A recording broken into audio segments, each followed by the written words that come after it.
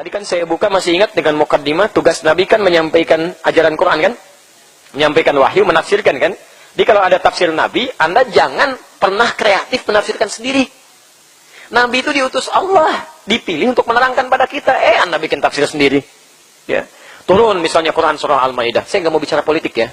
Nah, ingat, saya tidak bicara politik. Yang ada di Quran itu yang saya sampaikan. Ya, ingat, saya tidak bicara politik. Yang ada di Quran itu yang saya sampaikan. Jadi kalau ada di Quran, saya sampaikan. Tafsir Nabi saya sampaikan. Tafsir ulama saya sampaikan. Baik, misal Al-Maidah 51. Itu kan kaitan dengan 14 ayat yang lainnya. Ya, ada 14 ayat yang semakna dengan itu, gitu kan? Nabi diutus oleh Allah menyampaikan itu. Disampaikan oleh Nabi, disampaikan oleh para sahabat, dirinci oleh para ulama, disampaikan lagi oleh para ulama kepada kita. Kata Nabi, innal ulama warasatul anbiya. Ini para ulama pewaris para Nabi. Nabi, sahabat, tabi'in, ulama, nggak ada yang beda. Sepakat semuanya, nggak ada yang beda. Anda bukan ulama, bukan sahabat, bukan tabi'in, bukan Nabi, bikin tafsir sendiri, melotot lagi misal gitu kan.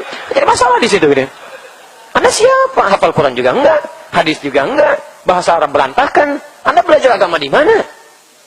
Coba cek belajarnya dari mana gitu kan. Nah, ini jadi persoalan. Nggak boleh bayangkan orang, hati-hati kita nggak bicara orang gitu kan. Kita hanya bicara situasi, keadaan. Baik. Ingat, saya tidak bicara politik, saya hanya bicara masalah Quran. Ayo, saya mau tanya. Makanan yang diharamkan di Quran. Contoh, berikan saya contoh satu. Apa kira-kira? Oke, baik ya. Ada 3 ayat di Quran. Kalau dikaitkan dengan ayat-ayat yang lain tentang makanan yang berkuku dan sebagainya, ada 5 ayat. Larangan makanan yang diharamkan, itu 5 ayat di Quran. Larangan memilih misalnya, pemimpin non-muslim 15 ayat. Anda pada yang 5 ayat, nggak mikir lagi, nggak ada seminar, nggak ada diskusi. Jauh nih, haram, nggak boleh. Kenapa pada yang 15 ayat masih pada ribut? Ada yang diskusi lagi, ada seminar lagi, ada dibahas lagi. Nggak usah dibahas, selesai kok masalahnya. Dan itu dilindungi oleh undang-undang. Yang tidak boleh itu mencela. Ingat, awas ya. Jangan mencela orang lain bahkan karena persoalan agamanya. Ya. Yang tidak boleh itu nggak boleh mencela. Oh, kamu misalnya agamanya ini, kamu salah, kamu nggak boleh begitu. Ya lakum dinukum waliyadin, la ikraha fid din. Selesai gitu kan. Kita nggak boleh mencela. Tidak boleh mencela. Yang hanya dimintakan oleh Quran, tidak boleh memilih yang sekiranya ada calon muslimnya yang tidak seiman dengan kita. Cuma itu saja. Dan itu dilindungi oleh undang-undang.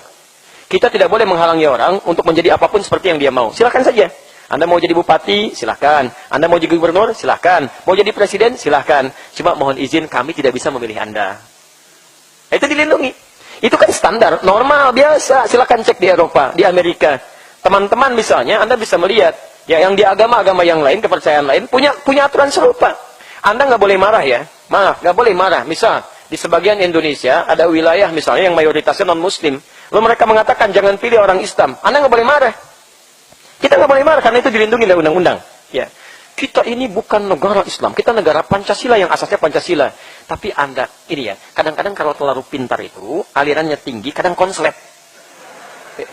Anda lupa Pancasila itu kan sila pertamanya ketuhanan yang maha esa. Jadi negara kita ini melindungi asas ketuhanan dalam beragama. Ditafsirkan di pasal 29 ayat 1 sampai dengan ayat 2. Ada di situ gitu kan. Jelas, jadi kalau misalnya ada non-muslim ingin memilih yang bukan Islam, kita nggak boleh marah. Sama, coba cek di beberapa bagian di wilayah Indonesia. Kan ada yang gubernur non-muslim kan? Bisa, rahmatullah. Pemuka agamanya mengatakan harus pilih yang seiman dengan kita. Jangan pilih yang tidak seiman. Kita nggak boleh marah. Sama, kalau di kita pun misalnya mayoritas muslim mengatakan di kitab kita pilih yang seiman dengan kita, tidak yang tidak seiman. Anda jangan marah. Kami tidak ingin menghalangi Anda naik, silahkan saja. Tapi mohon maaf, kami tidak bisa memilih Anda. Sila kedua dalam Pancasila apa?